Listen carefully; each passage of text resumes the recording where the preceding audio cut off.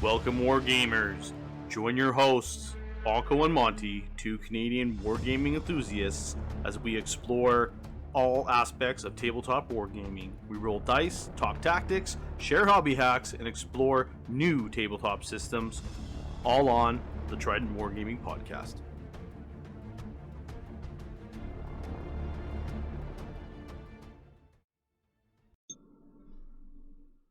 Hey everybody, welcome back to Trident Wargaming. I have three special guests on today.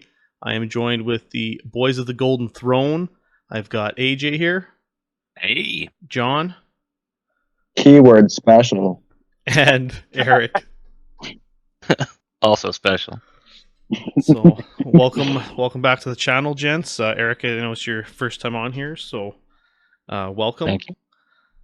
Thanks for having us back. Oh, you're very welcome. Very welcome. This weekend was something special. We had a Horus Heresy event hosted by Boys of the Golden Throne with Kippers Melee, and it was 2 days of pure heresy action, which is a lot of fun to play in, I'll be honest. I can let AJ kind of talk about it.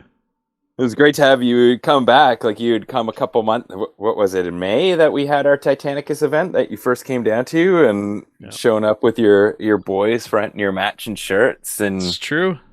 Us getting all intimidated, being like, oh, we got to up our shirt game here at the BOTGT. But yeah, no, we this event was at the Kippers Melee, as you said, which is it was celebrating its 10th year running, and was actually, I guess, their biggest year yet, of almost 300 people. There's over 140K players, making it the second biggest 40K event. And then we had our super cool, in Canada. Thank you, John. We had our super cool little back corner of 15 tables of heresy, rocking 30 people. Which 16 tables even. Well, we did have 16, but then we had a couple drops. That's true. Oh yeah. But yeah, 30 people in total, and it was really awesome. Once again, we met our internal BOTGT kind of goals at any of the events where we're hosting an event with other events. Is like, let's just make ours look like the best thing out there, like the nicest tables. Luckily, we have a whole bunch of great people like yourself that bring beautiful armies. And usually there's lots of people migrating to our section of the conference hall there to just ogle, which is always something that brings a smile to my face. So, but yeah, it was really good turnout. Overall, we had 2 days, 5 rounds. It was really tight between the traders and loyalists. It was going back and forth. Originally, the traders or loyalists took round 1 and then tied up, and then traders took it round 3, and then it got tied up again in round 4, and then culminating in the loyalists taking it 37 points to 31, which Ooh. I'm always stoked for, and John and Eric will be boo hissing right now. But as a secret or not so secret loyalist player, I'm always rooting for the loyalists. So it was really great. We had a lot of different armies than what we had typically seen. A lot of, at least our local crew really switching it up from what they have typically brought, or at least that was kind of my sense. I don't know about Eric and John, but overall the spread of loyalists were that we had 2 Dark Angels, 2 Ultramarine players, 2 Salaman players, 2 Imperial Fist players, including yourself, Bill, a Space Wolves player, 2 Iron Hands, 2 Mechanicum, a Death Guard, and a Raven Guard. And then on the trader side, we had only 1 Alpha Legion, which we were all quite surprised by. 3 Emperor's Children, 3 Iron Warriors, 3 Death Guard, 3 Word Bearers, and a World Eaters and Sons of Horus. So, a lot of those are things that we've typically seen, but, I think like 3 Word Bearers players. I don't think we've seen that, at least locally. All the Death Guard players of even like a trade or loyalist Death Guard, so 4 Death Guard in total. Usually we're used to maybe seeing 1 or 2. And then, of course, no one was really surprised by a whole bunch of Iron Warriors player. I guess really it would have been 4 with Teo coming in and subbing out for a player that dropped around or on day 2. So really we had 4, and as soon as Teo finished those 2 rounds, he's like, yeah, these are going on the shelf for a little bit. They're too powerful for Teo. Teo likes to do weird kind of lists that no one would think about. So anyway, I thought that all of the armies were like a great spread. All of them painted really great. And Bill, like seeing you put yours together in how long? Like a few weeks? Yeah, the army was a project of madness, and it was built and painted in 3.5 weeks. That's so crazy. So well insane done, sir. for how good it looks. Yeah. I'm pretty sure I was on the verge of divorce when I left to go to BC because the mom was not pleased. Yeah. You better you got to pay your dues, man. Yeah. That's great. Your Sicarans there were some of the nicer models I thought that I saw all weekend. So well done on those, especially in that tight turnaround. Much appreciated. I did put my time on like the bigger models, or like the really, like the fancy units, Terminators, Chaplain, my Sicarans especially, Super cool. and that Dread. The Marines were essentially like tabletop finished. I'm starting to now, go through and highlight and make them look all pretty with the details.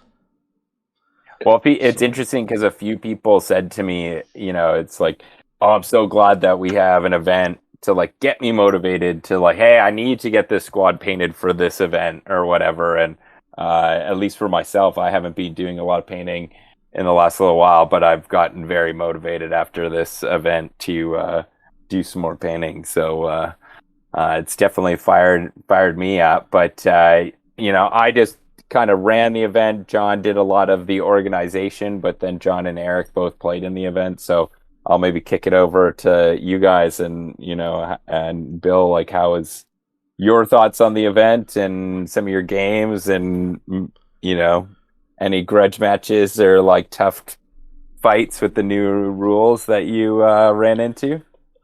There was a few tough games for sure. I know Phil Turner last round. Last time we played in Titanicus, it was a very, very good back and forth game, and Heresy was no exception to that. There was just lots of back and forth. His army can definitely take a beating and like just keeps coming. It's just very, very durable and hard to whittle away. So it was one of my favorite games. I think the absolute best game I played all weekend though was against John. That game honestly was insane. That was probably, if I had to be completely real, I think that was probably my favorite game of Heresy 2.0 so far. You guys, it was definitely pretty crazy. You guys were definitely like vibing on that, and you both going to getting beers, and you both were like, this is just fucking crazy. Like, every single time I came around, it's just like, this is so bloody. Like, I don't know, it's like you both were very keyed up, which was awesome to see. It was also 2 very different styles of lists, which was very, very cool, I think, because the thematic sort of thing of Bill's list being sort of the very classic Imperial Fists, hold the wall sort of defensive style list with a lot of auto weapons and some really beautiful Sicarans and a lot of tactical Marines and a lot of pinning stuff and led by a chaplain, which was pretty cool thematically, given that the Fists are supposed to sort of in 40k be the religious zealots, so it kind of feels like a call forward to that. And a really just amazing HQ models, by the way, on Bill's end, like just a beautiful army. But just felt very much like the classic sort of knights versus bad guys, like barbarians, like the Sons of Horus list being very aggressive and very much a drop list, a black reaving list, which is just in your face. And was sort of a reoccurring theme of the weekend was like it swings big and it either goes well or it doesn't, but it goes spectacularly no matter what it does, no matter how it goes. And yeah, against Bill's list, it was very interesting because I think we both had an early intuition that it was going to go a way that it actually kind of didn't end up going. And yeah, it was just a bloody game. It was very, yeah. As soon as, if you kept up to date with any of the socials that we were posting pictures on, as soon as John dropped that Ambulis Dreadclaw and, you know, the Justaran Terminators with Abaddon, there's a very distinct picture of him just like all up in my back lines. Yeah. And that's when the switch got flicked to like meat grinder mode, and it just started, and it was like constant for, I'd say probably a solid 3 turns of just back and forth blooding, and then after that was it. I didn't have any more meat to throw in. It was the grinder was still hungry. So it's an interesting like this was my first time, sort of not my first time running Black Reaving, but it was my first time running that sort of incarnation of it. And I will say, like, for all my feelings about Sons of Horus and Heresy 2.0, I do really like the way the Black Reaving list plays, because it is just very much like in your face, hyper aggressive, and as you saw, like, it's pretty crazy the amount of charge strength that you can get off of that, like with all the Justaran and all the rage attacks and all the like just deep strike being so much more prevalent now, and just, you know, being able to assault as you arrive. But your list also having a lot of strengths, like in terms of the way that you can use reactions, your ability to pin units, the strength of Graviton on, you know, ostensibly what are cavalry now with the javelins. And it just felt really cool because it felt to me like a shining of both sides of the game, where like I'm seeing a lot of stuff about Heresy 2.0 being extremely shooting dominant right now, and while I do agree that that's kind of the case, it was kind of awesome to see the Black Reaving list just be actually very formidable, and like, holy shit, this is a lot to a lot to handle. Noob question here. With the changes to Dreadnoughts, what does Graviton do to them? Is Grav good against them? Or? Fucks them up really bad. Good. Oh, yeah, okay. Basically, once you hit, on a roll of a 1, nothing happens. On a roll of 2 to 5, you take invulnerable saves only. And on a roll of 6, you get no saves. Yeah. Oh, shit. Okay. Yeah, so it like goes through. I was running the 2 squads of 3, which are essentially firing out 6 Graviton shots a turn, and that's what they were like built the new for. School Voltarax, I guess, in a way. Yeah. They're very much like they felt a lot like that classic, like, Haywire, fast unit that's actually fairly tough. Yeah, it's the best legions can get, essentially. I think, honestly. Yeah. Those Lance Speeders with Grav. Well, I think I remember some people doing that lot. I think Jeremy's got some of those Grav Lance Speeders, but I forget. I think so. I think he might have javelins, or maybe it's javelin instead of his like 7 legions that he owns. They get mixed up. Yeah, I have a couple of them as well. He might have the launch air ones. I can't remember. Are they for your Emperor's Children, PB? Yeah, I have 2, and then I had done out some Grav weapons like a few weeks back for them. And I realized how good it was. Yours the old school, new school ones, like Bill's? Oh, yeah, lawn chair, same one. Yeah, of course. The lawn chair, yeah. Yeah. How can you not? They're so great.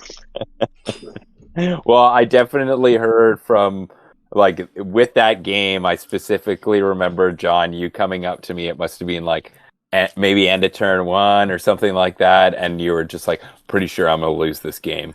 Like We both. That's the thing. Me and Bill were both just looking at the table, and we're like, "Holy shit! Yeah, this is gonna be tough."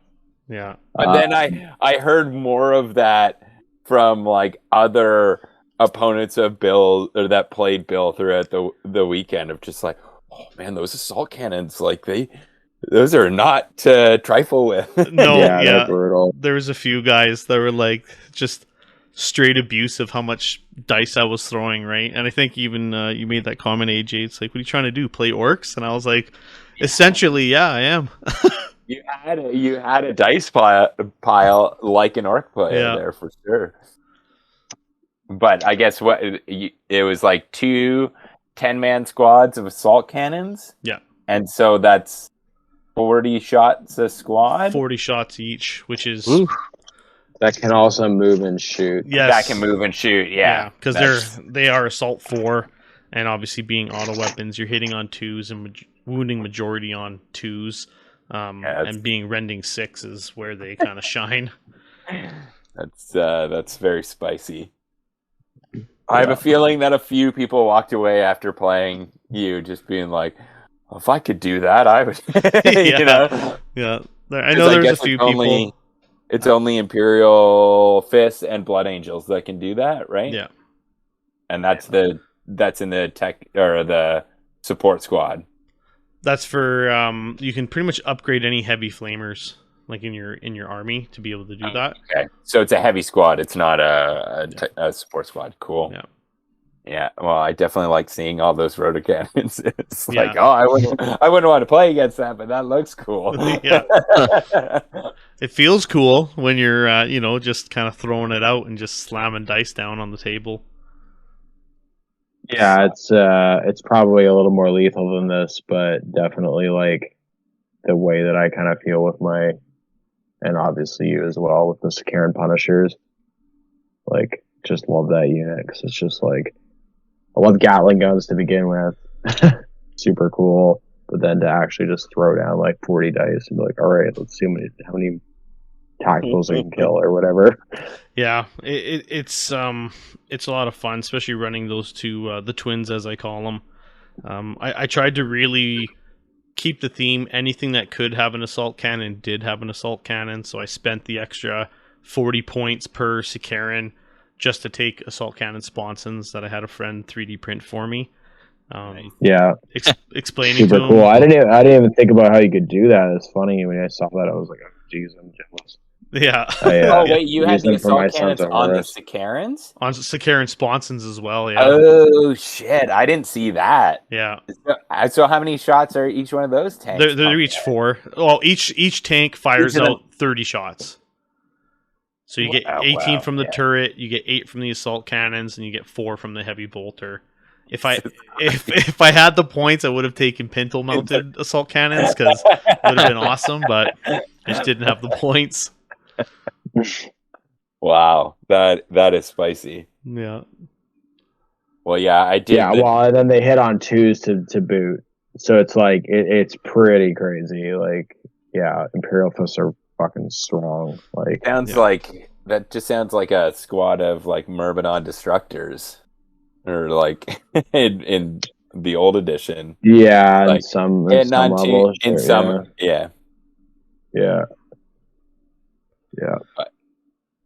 Maybe I shouldn't. That's maybe salt in the wound to Eric because I know they. I learned some things. You learned some things in your game against Bob. Funny.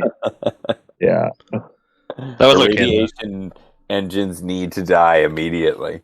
Yeah, I was glad to see Mechanicum still be very lethal because everyone's been pooping on Mechanicum. So that book dropped.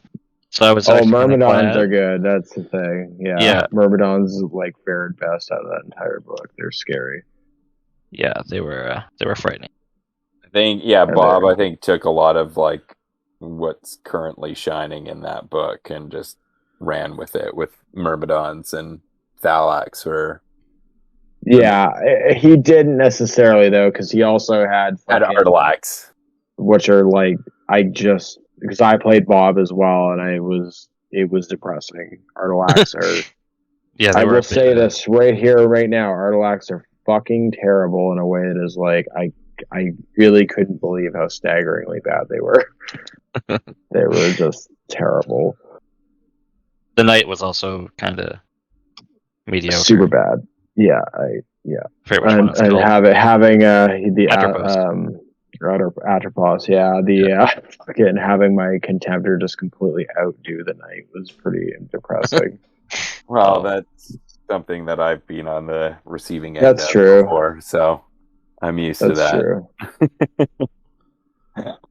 But Eric, how is your? I know that you took my position at bottom of the barrel. Damn right. Strong anchor. Taking up the anchor position, we got to have one BOTGT member holding it up. But you did win what, in my opinion, the big prize of the weekend, which was best painted, which well deserved. Thank you. What was your thoughts on the games and just maybe your list and what would you change? Are you coming out of it? Are you thinking about any new builds or things you changed? Yeah, like the list I ran, I had never played until that event.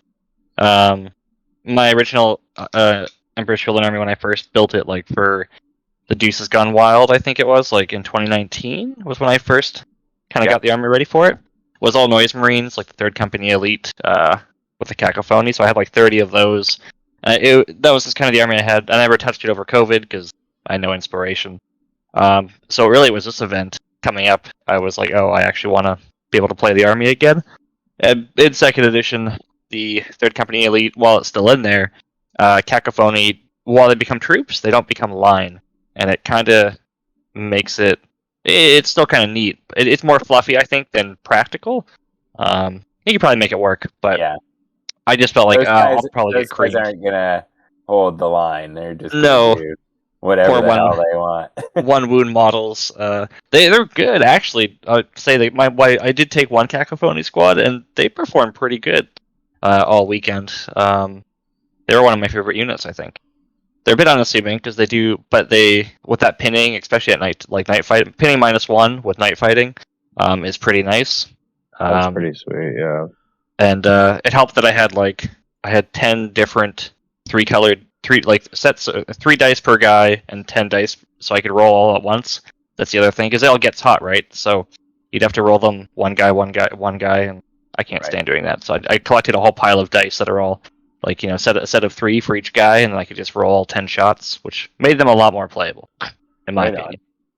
That's Anywho, but yeah, so I've been just pounding up models for the last 2 months, basically, like tacticals and other stuff to kind of fluff out the army to play. So I tried running the Mariskaru Rite of War, which is definitely probably a lot better, being able to outflank with elites and fast attack and troops is pretty sweet.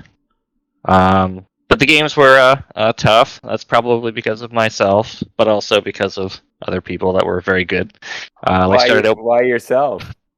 My tactical capabilities are usually a bit limited, and my dice rolling is notoriously terrible. So it often leads to a lot of my stuff dying, and not so much of the opponents. But that's okay.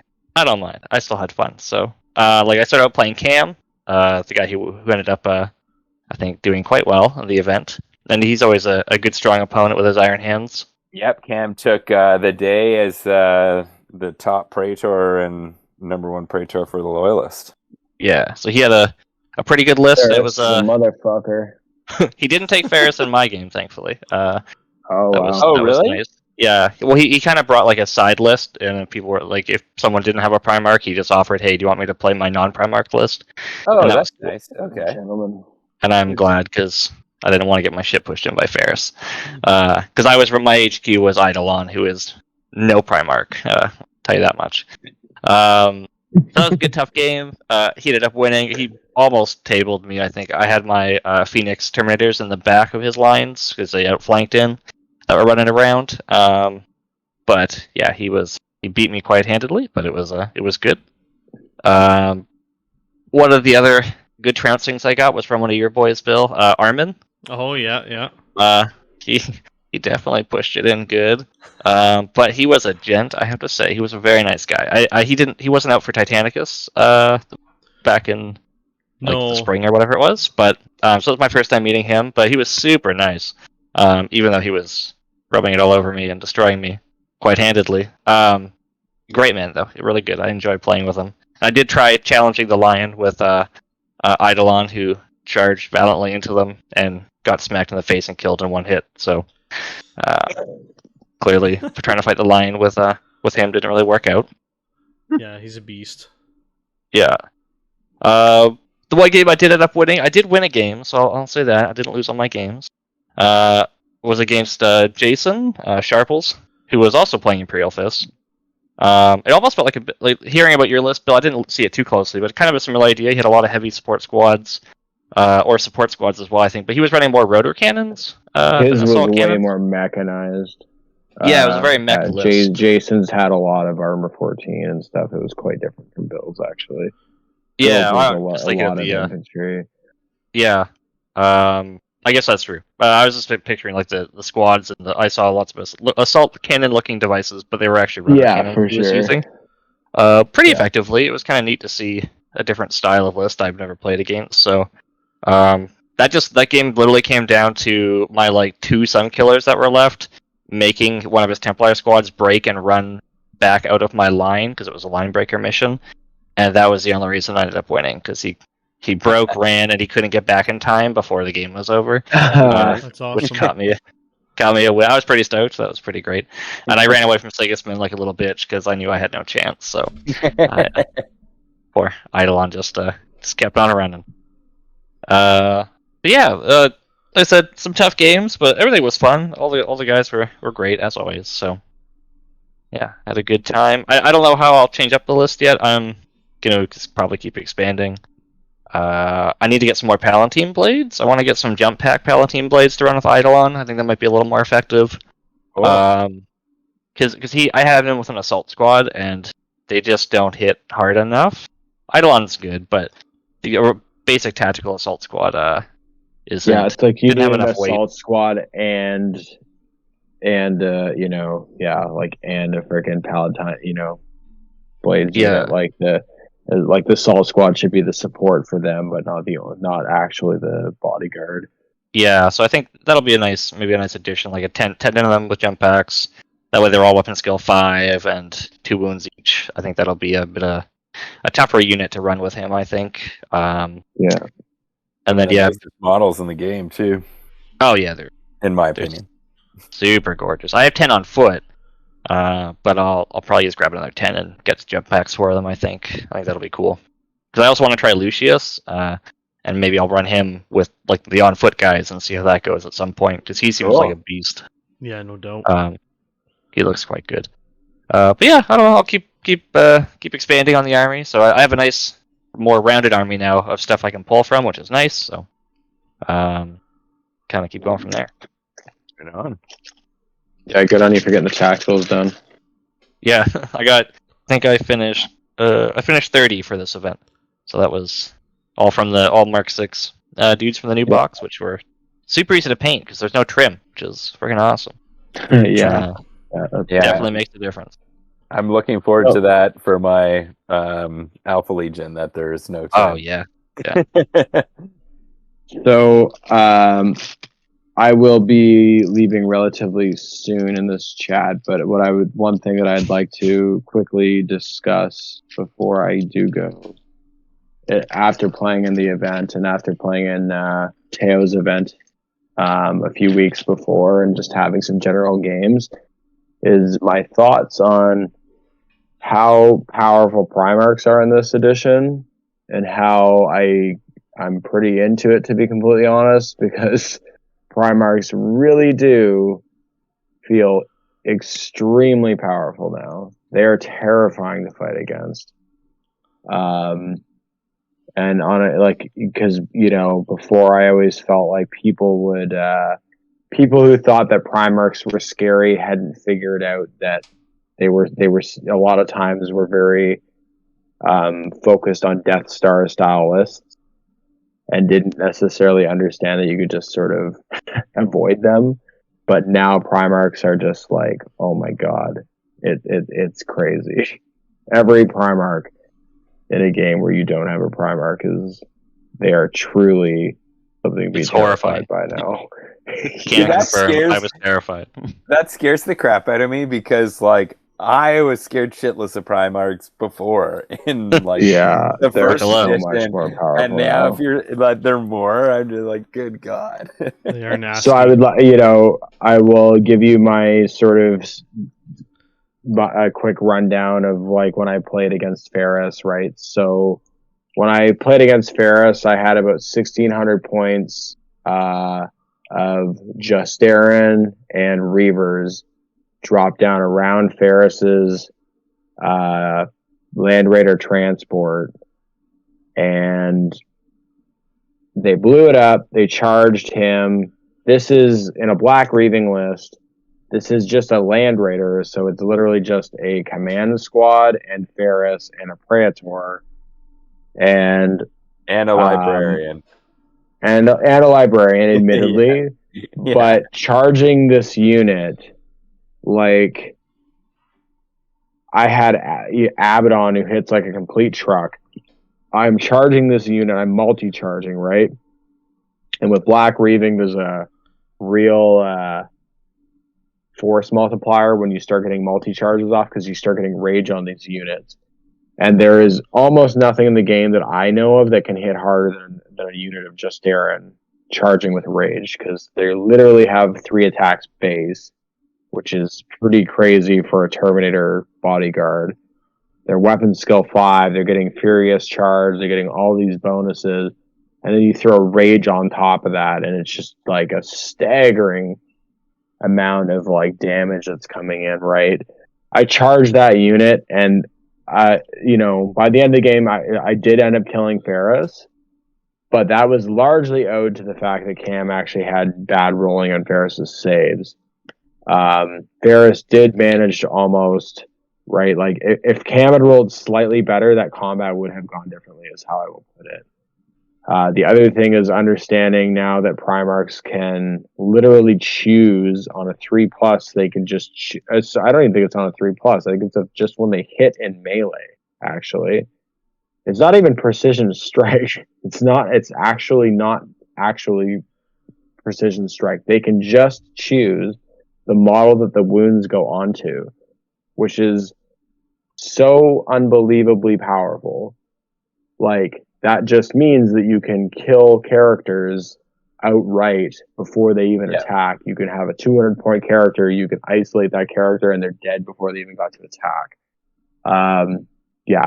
Pretty wild, pretty crazy, pretty cool, right? But it's just absolutely terrifying. Probably one of my biggest takeaways from this edition, just Primarchs are now something to be truly feared. Yeah. I would definitely agree with that, because they're no slouches, that's for sure. And it's made worse, right? Like, if you play a shooting army, it's a lot easier to manage because you can sort of try to avoid them at least.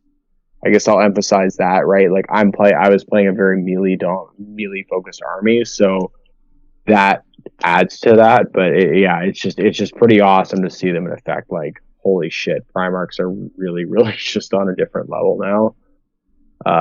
I cannot wait. This event made me so excited to try Horus out, because I've really been holding back. I'm just like, all right, I want to play lists that have no Primarchs. The first 2 games I played no Legion specific units. I just wanted to sort of like slowly roll my way into the game and see how things play. And now I think I'm ready to see the awesomeness of Horus on the table after playing against a few different Primarchs.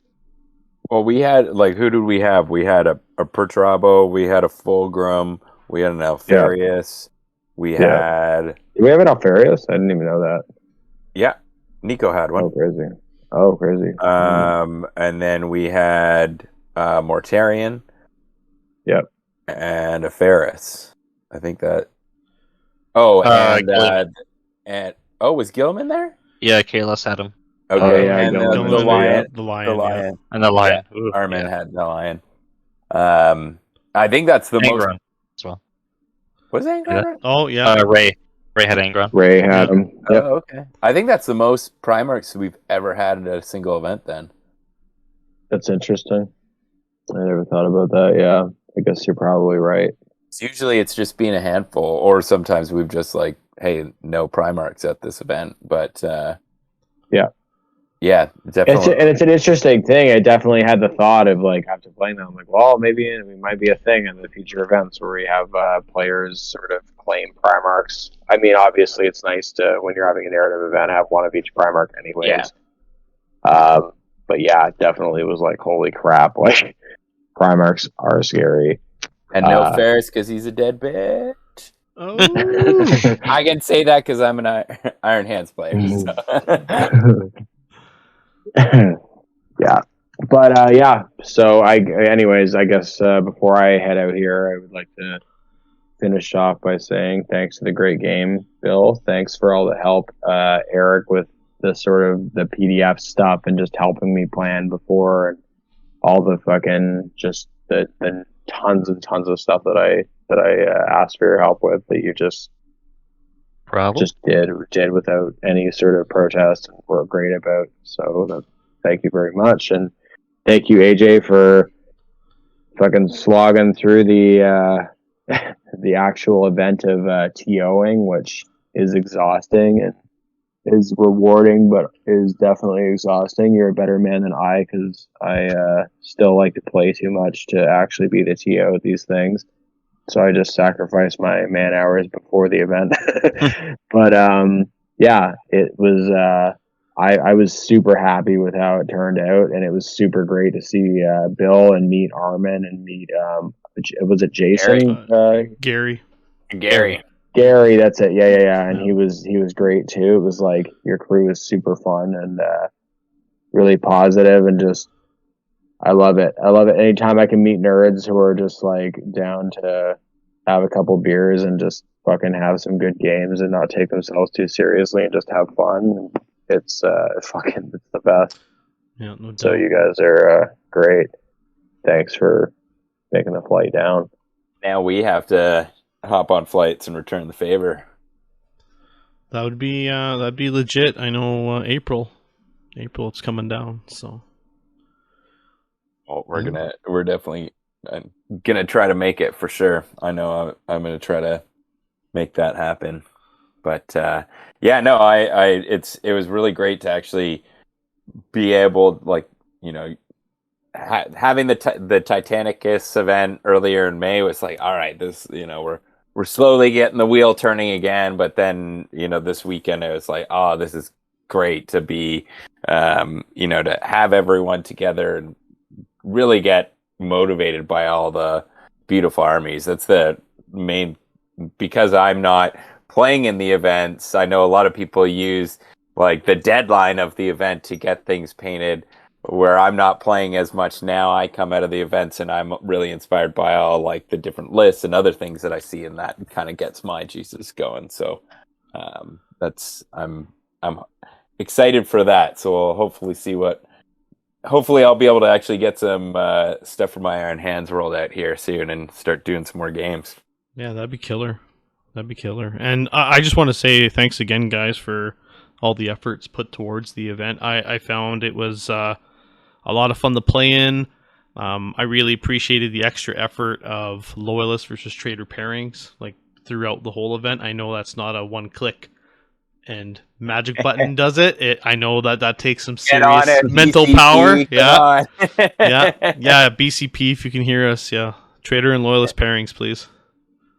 I appreciate that you say that. Yeah, because like this was a little bit more stripped down than our past events because it's a new edition, and also I think me and AJ have just sort of, for our own sanity, just kind of wanted to make it something that's a little bit easier to run. But I'm glad that you still enjoyed the fact that we tried to give it some sort of narrative hook, less than the past. But yeah.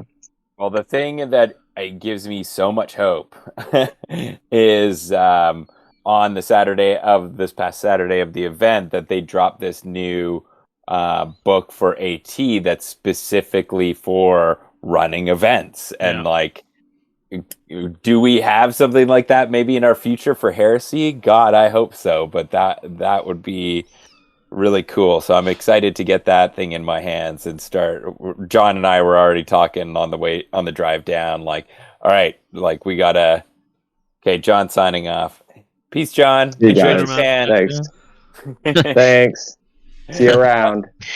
But like we were talking, like, hey, as soon as we get this book, we gotta like set up a 1-day event and let's start getting into Titanic again. And now that this COVID stuff is the worst of it is hopefully behind us, that we can actually get back to the usual, like, maybe 2 events a year type thing, do Titanicus and a 30K event at least once a year, and bring people together and hopefully grow the community even more.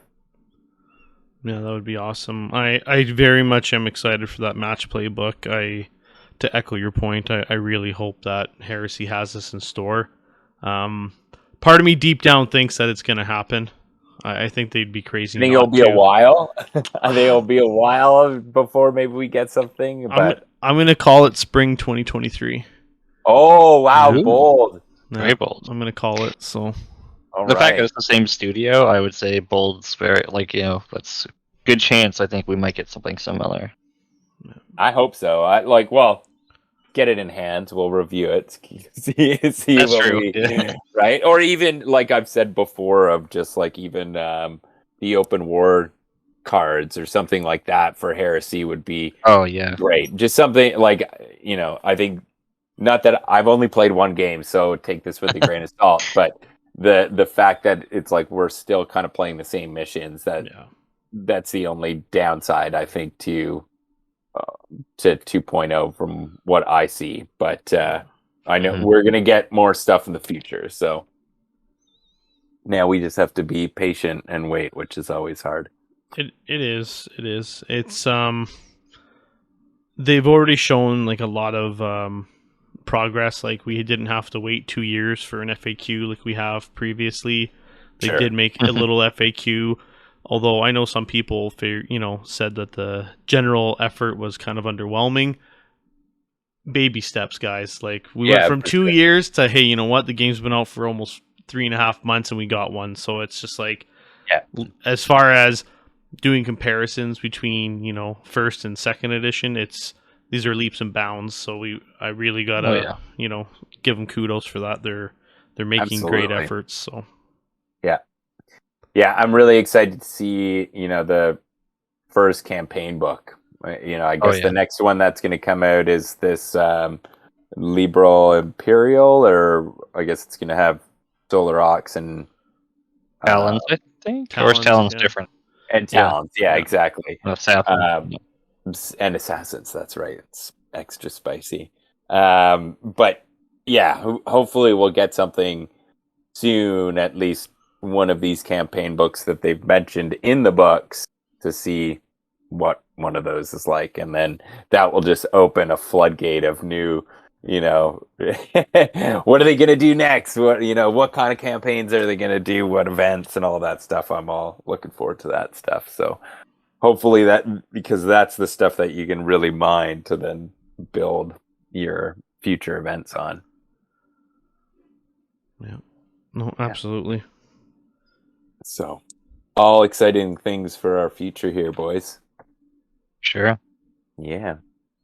All right. Well, I think I'm going to have to cut it a little bit short here as well. I got to run and do a couple things, but Bill, is awesome for us to come on and chat about the event, and really look forward to seeing you again, hopefully in the spring. Absolutely, guys. Yeah, thank you very much for jumping on and just giving us some time to chat about Heresy, and we will definitely catch you guys. We'll keep in touch online, and hopefully, roll dice in person there in the spring. So, all right, man. You and I will have to get a match in one of these days. Oh, definitely. All right, man. Sweet, awesome. Okay, catch you guys. All right, bye. All right, everybody, I'm going to break down my Imperial Fist list that I used for the Boys of the Golden Throne Horus Heresy event there with Kippers Melee. Kicking off this list is 3,000 points. I have no right of war. And starting off with HQs, I've got a Chaplain. He is upgraded with the Vigil Pattern Storm Shield and a Thunderhammer. I'm using the Warlord trait Solar Marshal.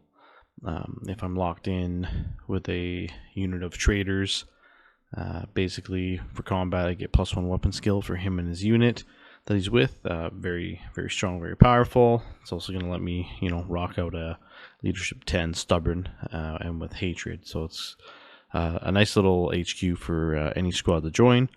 I then took a Castellan, which is the Imperial Fist Legion specific console. He's going to be armed with a Iliastus assault cannon. He's also going to allow my heavy support squads to gain the line special rule, which is very handy. For troops, I have 2 10-man tactical marines with chainswords on my sergeants. Everything's got bolters. Very plain Jane. They're just there to kind of help hold backfield objectives and just kind of really take shots if they have to. For elites, this is where it gets interesting. I've got a 5-man unit of Tardos Terminators. There are 2 Solarite Gauntlets, 2 Thunderhammers, 4 Storm Shields on those particular models, and the remaining Terminator has an Iliastus Assault Cannon, upgraded from the Heavy Flamer, and a Lightning Claw. The thoughts behind the Lightning Claw is just to be able to have that Strength 4, AP 3, Rending 6 with Shred, so I'm just trying to fish for 6s essentially to do damage, and it can help with, chew through Marines if I need to. One of the Solarite Gauntlets is actually going to be on the Sergeant, just so if I'm in a challenge, I'm going to be able to do some Strength 10 AP1, hopefully for instant death, and take care of whatever is actually hurting me. Comboed up with the Chaplain, very strong unit, performs very well, so definitely looking forward to that. Moving on, I have a Contemptor Dreadnought. Keeping with the theme of my list, which is everything that can have an assault cannon does have an assault cannon. So the Contemptor has a Carries assault cannon, the Gravis Power Fist with the Iliastus assault cannon built in. A squad of 10 veteran Marines. They all have Nemesis bolters. There's a Vexilla and an Augury scanner in the squad. This squad is my answer for other people's heavy support squads. So the dreaded Lascannon team or the Volkite Culverin, this squad is the one that's going to do the work and take them out. Nemesis bolters, obviously being extra long range, 72 inches, I believe, is very powerful. They're allowed to move and fire because they have Relentless, which is absolutely not to be underestimated at all. If I was able to deploy second in my games, I was basically measuring 1 inch over the max range of the support squad I was facing, and if the table deployment didn't allow for that, then I was hiding behind terrain, so I could move out and fire on my terms. So very strong unit. It's nice to have. For fast attacks, this is also a little bit of a unique spot in my list. I have 2 squads of 3 Proteus land speeders. Each land speeder is armed with a 2 grav guns. And these are what is doing some serious lifting. These things are the bane of Spartans, Sicarans, Dreadnoughts, Automata, Leviathans, everywhere. The weekend at the event, they were doing a lot of work and performing very well, considering what they do. Being T5, 3 wounds with a 3-up save, it's not great, but unless you're going to be dedicating some Strength 10 shooting to instant death them and just take them out, it's really not easy to move them, very hard to shift. So very fun to play with, obviously, because they're so fast. To round out my list, I've got the heavy support section here. Starting off, I've got 2 10-man heavy support squads that have started with heavy flamers, and I've upgraded them all to Iliastus assault cannons. The sergeants have Artificer armor. There's a Vexilla and Augury scanner in each squad. These put out work. They do a tremendous amount of shooting in my list. It is only a threat range of 31 inches, 24 for the weapon itself, and then being able to move 7 and fire because they are Assault 4 now is super big. So the squad itself is actually firing 40 shots, hitting on 2s, strength 6, usually wounding on 2s, looking for that rending 6+, which is just, it's bonkers, the amount of shots you can get out. I'm rocking 2 squads of those, which is where a lot of the oomph comes from in the list. To back it up, I've got a squadron of Sicaran Punisher tanks. Each Sicaran has the Punisher turret, the front-mounted heavy bolter, and I was able to actually upgrade the sponsons on both tanks to have Iliasis assault cannons. It's a fair investment for points, but again, continuing the theme for my list, I really wanted to push the theme. I also have searchlights on them. So overall, the list itself is very shooting heavy. The theme is basically everything that could have an assault cannon does have an assault cannon. It's on average throwing out about 144 shots a turn. That's just everything is within range of all my assault cannon like heavy support units, and then obviously the veterans are sniping out, trying to do what they can against apothecaries, sergeants, augury scanners, vexillas, characters. They're just kind of the hairy unit.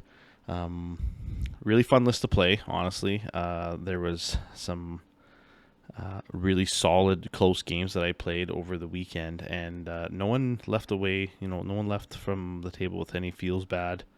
Talking with my opponents, everyone really enjoyed the list and the way it works. Like it's a bulldog. It's very vicious if you get close. From far, I don't really have that punch. I struggle. My list isn't that great at a distance. But we're trying to close in, capture progressive objectives, or just trying to do kill point missions. Like when we're actually engaging each other, it performs quite well. Obviously, because you got to get close to do anything. The damage output is a lot. Anything against just when you're making any unit roll that many dice saves, you're going to do a lot of damage. I was able to take out a fair bit of Terminators, Dreadnoughts, even a couple Primarchs, just with the volume of shooting, which is very nice to see. But honestly, like if I was going to look at the list and think what my MVP is, it'd probably be those Proteus land speeders as my number 1, and then my number 2 would probably be the veteran snipers, because they're very good. Nemesis bolters right now I think are maybe a little too good, but that is what it is for now, until we get an FAQ. But I just wanted to do a quick breakdown of my Imperial Fist list. It's a little different from what you might see out there normally. I didn't want to run Phalanx Warders. I didn't want to run Templar Brethren or anything like that. I wanted it something unique to me with a lot of infantry. So if you guys have any other questions about my Fist list, or if you want ever help workshopping a list or anything like that, please let me know. More than happy to think tank with you on that. And thanks again for listening, and we will catch you later.